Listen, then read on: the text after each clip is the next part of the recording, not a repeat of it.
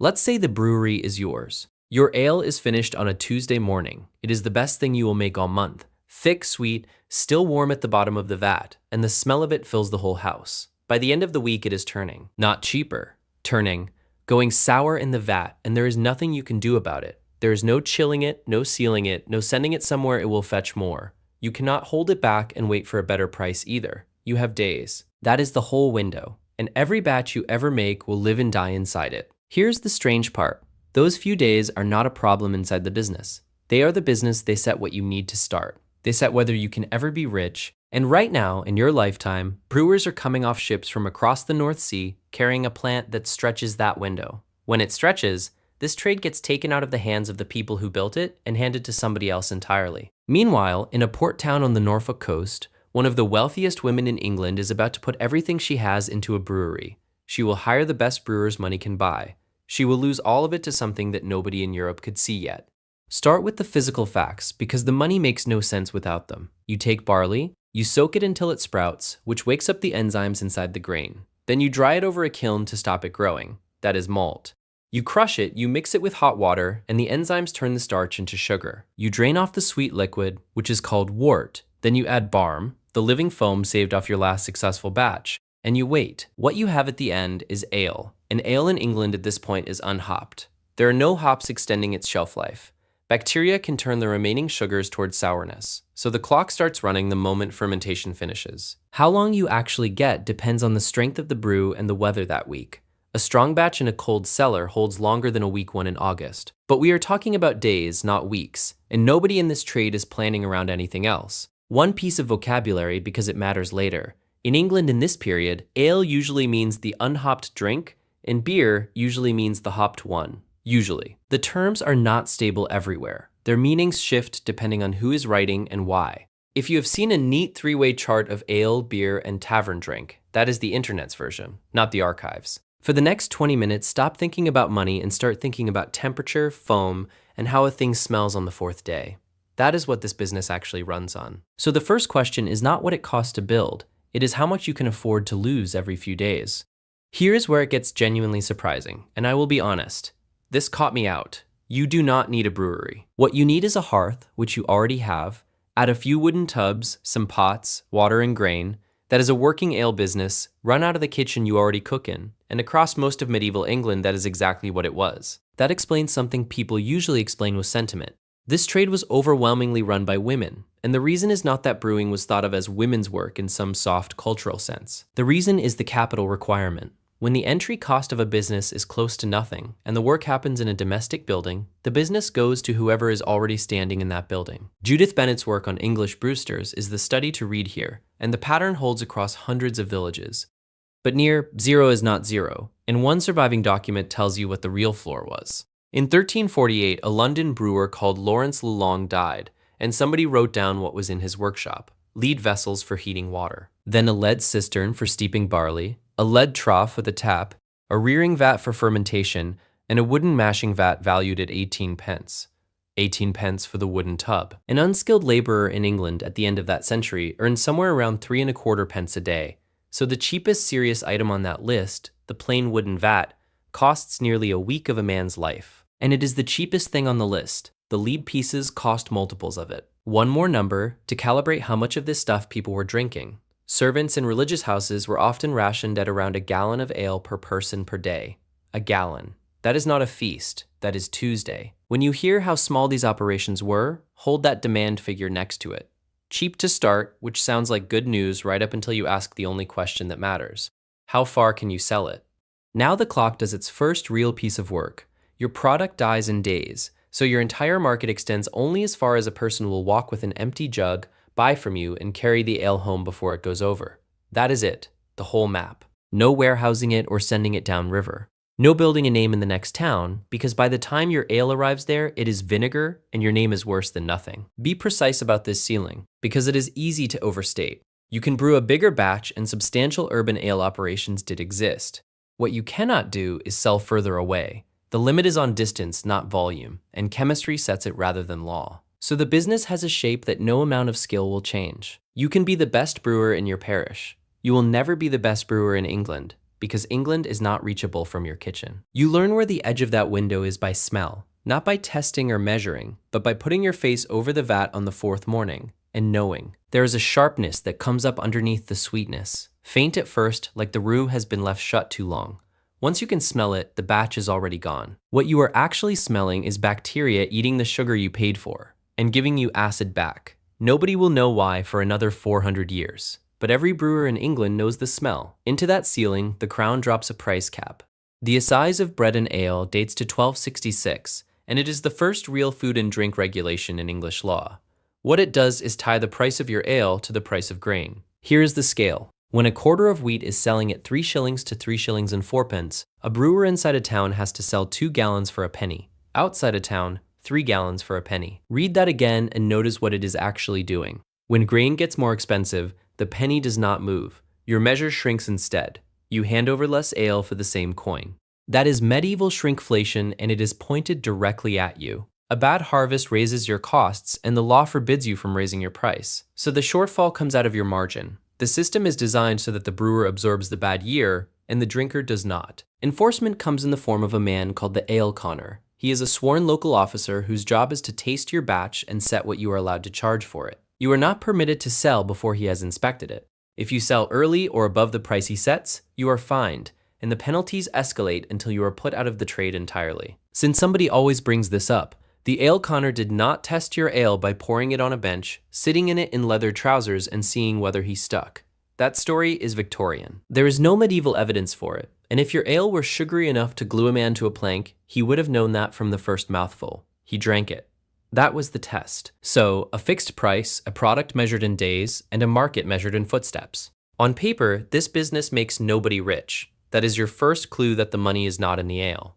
Go back to the vat while it is working. There is a thick head of foam sitting on top of your fermenting ale. You skim it off and you keep it because that is what starts your next batch. It is called barm. In the records of the period, it carries another name, God's Good.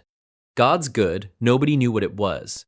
They knew it worked, and they knew that if you had it, your ale rose, and if you did not, it sat there like water. So they named it after the only agency available to explain it. Here's what makes that foam an asset rather than a leftover.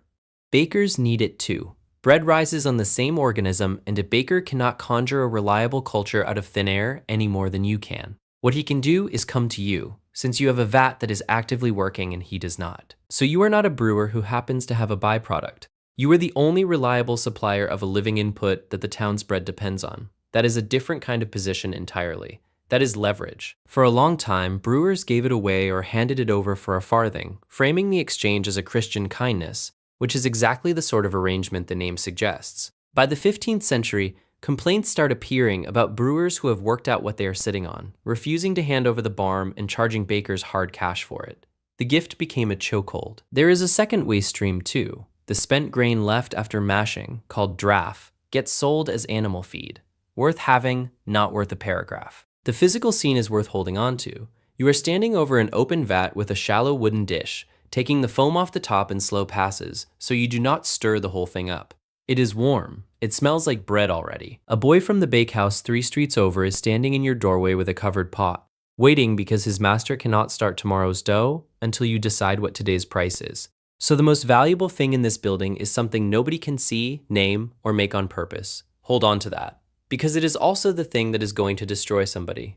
Stop the cost stack here. We are not going to keep adding to it because in your lifetime, a second version of this business appears, and you have to price it separately. Brewers across the North Sea have been putting hops in the wort. Hops are a preservative. The drink they produce lasts weeks rather than days, and in the 15th century, the technique takes hold in England, carried by brewers from the Low Countries. So now there are 2 businesses, same grain, same water, and almost nothing else in common. Ale house. Shelf life is measured in days, the market is within walking distance, the heat source is a household hearth, and the starting capital is about a week's wages in wooden vessels. A manor court fine functions as your de facto license. Beer house. Shelf life is measured in weeks, and the market is anywhere a ship or cart can reach. Every single line of the cost stack changes. Boiling commercial volumes of hopped wort is beyond any kitchen fire, so you need a masonry furnace. On top of it, you need metal. At Bourne Manor in Cambridgeshire, the accounts show the smith casting 2 lead vats, one of them weighing 240 pounds, specifically to heat grain during malting. A century and a half later, in 1486, a London brewer named William Robinson has a copper brewing kettle with an oak frame built around the rim to hold it. There is no clean London figure for the building, so here is a proxy clearly labeled. In 1326 and 1327, Bourne Manor put up a new south wing, a solar and a brewhouse furnace for 82 shillings and 7 pence, 991 pence. At 3¼ pence a day, that is over 300 days of unskilled labor. A manor, not a townhouse, and a century early, so treated as a shape rather than a price. Next comes the guild. In London, the Brewers' Company runs on quarterage at 12 pence a year. Now for the number that decides everything. Out of 1/4 of malt, a household ale operation in the 1380s is getting somewhere around 53 to 56 gallons. A fully commercial beer brewhouse, working the way this trade ends up working, gets around 144 gallons out of the same quarter. I have to be honest about that second figure. It comes from a Westminster Abbey operation a century and a half after the period we are standing in, one that is essentially industrial. It is not a medieval average. It is the direction the road goes. But look at the size of the gap anyway. That is nearly 3 times the sellable liquid from the same expensive grain. Grain is your largest cost by a distance. Anybody who can afford the copper is about to take the market from anybody who can't. That copper is not just expensive, it is heavy. A vat like that arrives by cart and goes into a purpose-built housing, and once it is in, it is in. You cannot lift it. There is no hiding it from an assessor, and no carrying it away from a bad debt in the night. Everything that makes it valuable also makes it a thing that sits still and can be taken. Better product, bigger market, nearly triple the yield. There is only one problem with the beer house. Look at what it costs to walk through that door, and then look at who is legally allowed to sign for it. The new business rewards scale, credit, and organization, so the people who win it start behaving accordingly. They stop competing with each other and start negotiating as a block. We know this because the Brewers' Company employed a clerk named William Portland, and from 1418 onward, he kept a working memorandum book. It survived the Great Fire, and it survived the Blitz, and it lets us watch a medieval trade association argue with a city government in close to real time.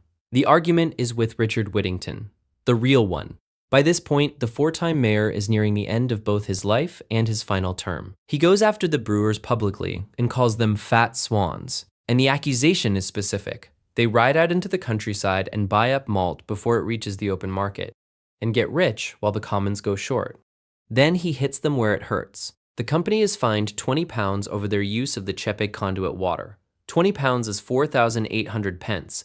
Set that against the 12 pence annual subscription, and you can see what kind of blow it is. Water was already a running sore. London brewers had been barred from drawing on the conduit in 1337 and again in 1345, because commercial brewing was draining the supply that the public drank from. A brewery in a medieval city is not a quiet neighbor. It takes the water, it takes the fuel, and it fills the street with smoke. Portland's book then gives us the thing the brewers were actually protecting. Ordered to sell their best ale at 42 pence a barrel, they admit under oath that they have been charging 60. Those two numbers reveal the whole game. The price cap was never a ceiling that held firm. It was an opening position.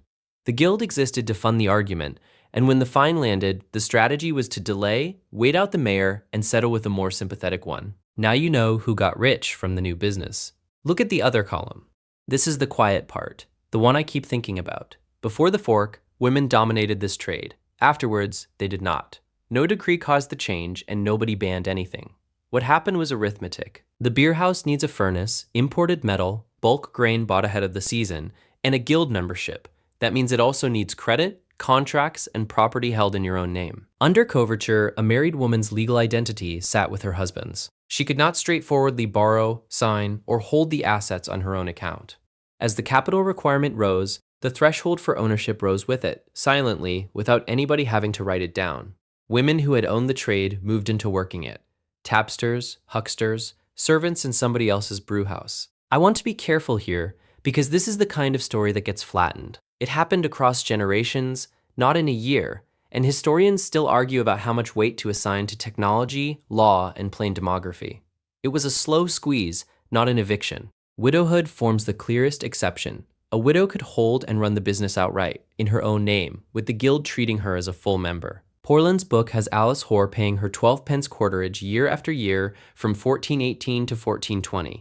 The catch was that widows with profitable brewhouses faced heavy pressure to remarry, and remarriage moved the assets again. Researching this one, I realized I had already met this business from the other end. When I put the owner's ledger together, the book opens in a Northamptonshire village 100 years before any of this. It follows a woman brewing in her own kitchen, fined by the manor court over and over, running a perfectly sound operation, and what eventually threatened her business had nothing to do with hops at all. Different century, same vat. It is chapter 1, and there are 9 more businesses after it.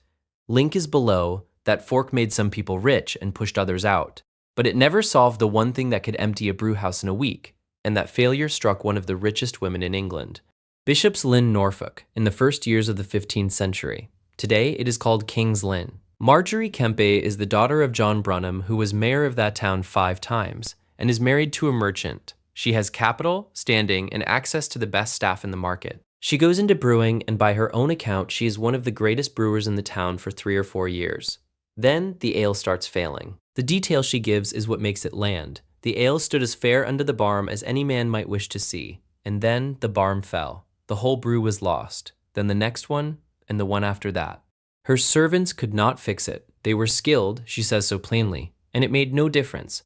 Eventually they left, ashamed to be associated with it, and she walked away from the trade. A modern brewer would call that a stuck fermentation. The yeast stops working before the job is done, and there are a dozen reasons why. Temperature, a weak or contaminated culture, something in the water, or something lodged in the grain of the wooden vessels that you can never fully scrub out. Every one of those explanations requires you to know that yeast is an organism. Kemp did not have that knowledge. Nobody did. So she reached for the framework that was available, which was a moral one, and concluded that God was punishing her for pride, for her fine clothes, for wanting to be somebody in that town. This is the payoff of what we found in the foam. The most valuable asset in the medieval brewhouse was a living thing that nobody could see, name, test, or replace on demand. When it worked, you held the town's bread supply. When it stopped, there was no diagnosis available at any price. You could not buy your way out because the thing that had failed had not been discovered yet. One honest note, because we do this properly here, she says she was one of the greatest brewers in Lynn. The surviving assize records, filed under her husband's name as was customary for a married woman's business, put her at 6 quarters of malt a week in her best year. That is a substantial commercial operation, but scholars who have gone through the Lynn figures put her in the second rank rather than the first. She may have built her fall a little taller than it was. She still lost everything. So, 2 businesses, 1 clock, and a thing in the vat that nobody could name. What did it actually pay? Both sides of the fork, with the tiers said out loud. Ale house, good year. It is a real income out of almost no capital, which is rare in any century. It is also capped by how far a person will walk, exposed to a price you do not set, and 1 warm week from losing a batch outright. It is a machine for making a living. It is not a machine for making a fortune, and it was never built to be one. Beer house, good year. If you sell 500 barrels at 60 pence each, gross revenue lands at roughly £125. That is my reconstruction, built from documented parts, and I want it labeled as such rather than presented as somebody's surviving accounts. Set it against a skilled craftsman earning roughly £7 to £8 a year. This is merchant money. This is the tier where you fund a chantry, endow a school, and get buried somewhere expensive. Beer house, bad year. The same copper that made you rich is the collateral your grain supplier claims. It cannot be moved, cannot be hidden, and the business cannot run without it. A liquidity problem in most trades is a bad quarter. Here it is terminal, because the thing they seize is the thing that boils. So here is the honest answer to the question running through all of this. Yes, you could get rich owning a brewery, but only after the fork, and only if you could sign for the copper. Before it, no, and that was rather the point of the old arrangement. That is why the kettles turn up in wills, not the house, the pot, named, valued, and left to a specific person the way land is. In this trade, the fortune was never the building. It was the metal inside it, and everybody knew it. They called it God's good, not as poetry, as a description, the most accurate one available to them. Something arrives in your vat and is clearly doing work. You cannot see it, you cannot make it. Yet when you have it, the whole street eats. What else would you call that? So you sold God's good to the baker at whatever the morning's price turned out to be. And for as long as it kept rising, you were the most quietly powerful person on your street. When it stopped, you assumed it had been taken back. Not that a culture had failed, that you had been judged. Because when the only explanation on offer for a living organism is a moral one, A bad batch is not a technical problem. It is a verdict. The brewery was never really a drink business. It was a business whose most valuable worker, most expensive asset, and most likely cause of ruin were all the same thing, and that thing would go without a scientific identity for another 400 years. At the start of all this, the clock was never really measuring the ale. It was measuring how long you had before the part you did not understand made the decision for you.